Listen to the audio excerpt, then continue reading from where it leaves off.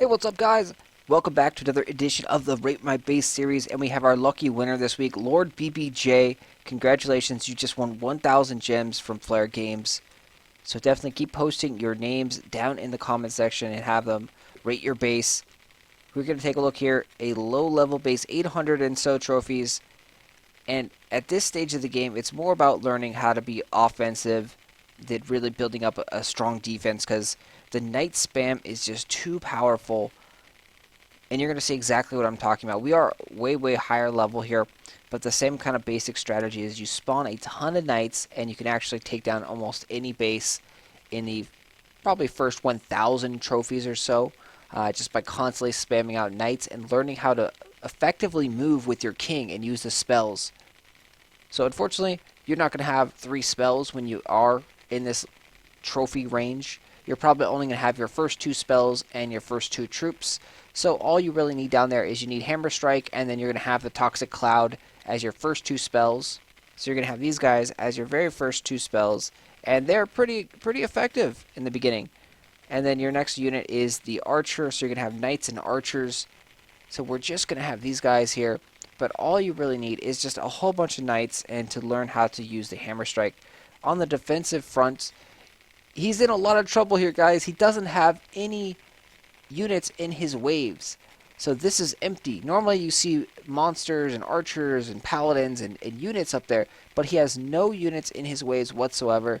So unless he's absolutely trying to lose trophies, he's going to have a very weak defense right here.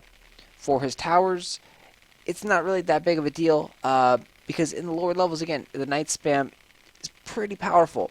The water tower is actually effective against the Knight spam, as is the spikes.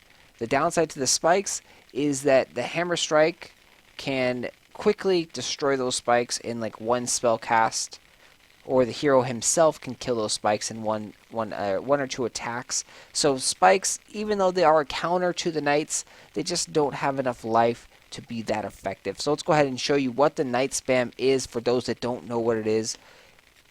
It's very simple. You just constantly spam out Knights. So we have a large gauge down here, morale points.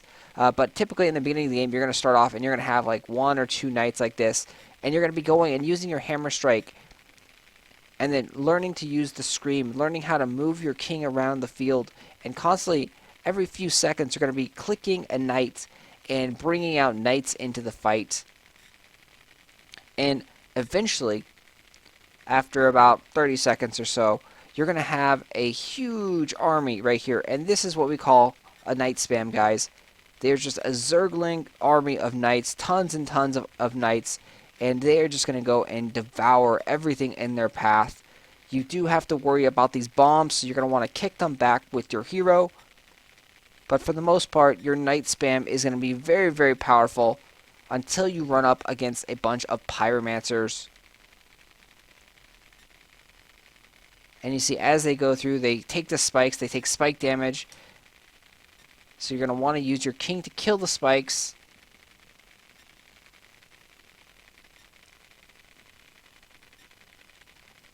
Of course, my Knights are a lot more powerful, but it's the same basic principle here. This is the Knight spam, guys. You have a whole big Zerg of Knights just rushing to the castle gates. You can command the Knights yourself by using the Hero Scream item icon up here, and that brings all your troops to you so you can tell them where to attack. So he had 2 towers on the top corners right there, and if we wouldn't have attacked both of those towers, we would have only have gotten a 98 or 97%, which means we probably would have actually lost trophies in that fight, because we got +1. He was a very easy opponent. When they're very easy opponents, you really don't get anything out of the fight. So we got 10,000 gold, 1 trophy, and 23 medals right there. If we didn't get 100%, the game conversely would be like, hey, what happened? Why did you lose to that guy? And they'll take some of your trophies away and give it to him, even though we beat the guy's base, but we only got 97%, or say we missed 2 towers and we only got 95%, we'll definitely be losing some trophies to him.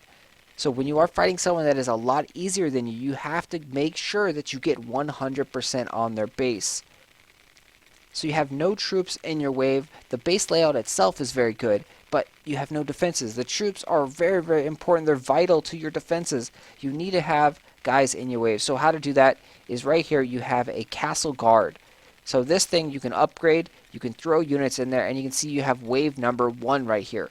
So it has a certain amount of points, and you can click on these little squares here to remove units, and then you can click on it again, and now you can add whatever unit you want. And each unit again has a cost, and you cannot overfill it. So we have 3 points left. It shows you little symbols right there, 3 little dots, so we can add anything that is 3 or less into our wave. So we added a Froster there. To move over to the next one, you can see there's one kind of hidden over here. You want to put your finger or your mouse, click it over here depending on what version, and slide this thing over, and it slides right over like that, and you can see all your other waves are right behind you. So don't worry after you upgrade your castle guard and you see that you have a empty wave. Don't worry, the other one is just to the right. Just slide your finger over and you can see all your wave troops right there. The clock itself actually represents the time that it takes for that wave group to summon out. So you start off with wave number 1. This is the very first wave that comes out of your castle. In 18 seconds, the next wave comes out, and that is wave number 2. 18 seconds later after that, wave number 3 comes out. And again, 18 seconds. So as you level up, your time that it takes in between the waves decreases. And this is where a lot of your defense comes from in the higher levels. When you have 30 or 40 morale points in each of these waves, you can have a tremendous amount of DPS and damage potential in these waves that can just wreck heroes and wreck offensive raiders. So do not neglect your waves. These are extremely important, so definitely put those in there and use those gems wisely, guys.